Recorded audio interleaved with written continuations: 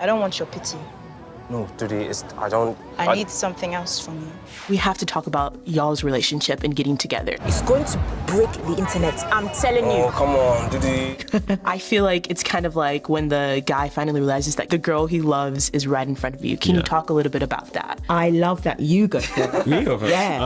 Yeah. I mean, I got to watch him go through it. And as much as, like as the actor, like I was also willing him to figure it out quicker. I'm also really proud of the way that he does learn that. Like sometimes when something's this close to you, you kind of take it for granted and you don't really see it. And it isn't until Tunde goes out and sees the rest of the world and is kind of broken out of his sheltered little privileged bubble that he's lived in his entire life and sees everything else, that he comes back and he realizes that this relationship that he's now missing out on is nurturing, is his safe space, and this is somebody who he cares about ultimately. Like when he's at his darkest moments in Riyadh, the person he wants to call is Ndudi. Hi, it's Ndudi.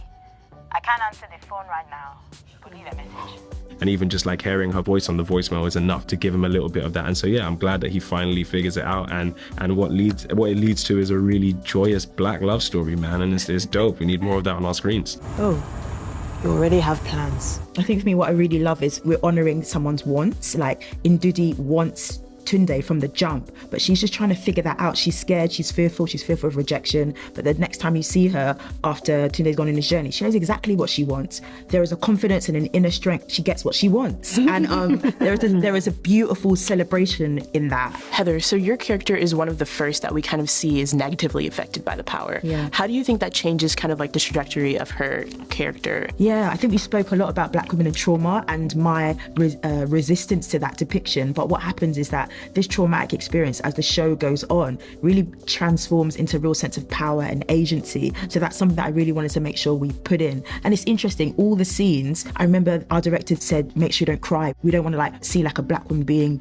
traumatized in a way. So there was always like an inner strength in all of the scenes. So I think it's a really positive spin on how pain can turn into something powerful and like exciting. And sorry, just off the back of that, like, in the second episode in that hospital scene, like I thought there was something really nice about juxtaposing that. Like the person who's been affected by this negative traumatic thing is the person that's a bit more stoic and has the strength to power through. And Tunde, the male character, is the one that's a bit more vulnerable and a bit more emotional. Look at me. And I thought there was something nice about kind of flipping those two like types on their head. And yeah, what it leads to is like, I think a really gorgeous scene that like, you don't often see.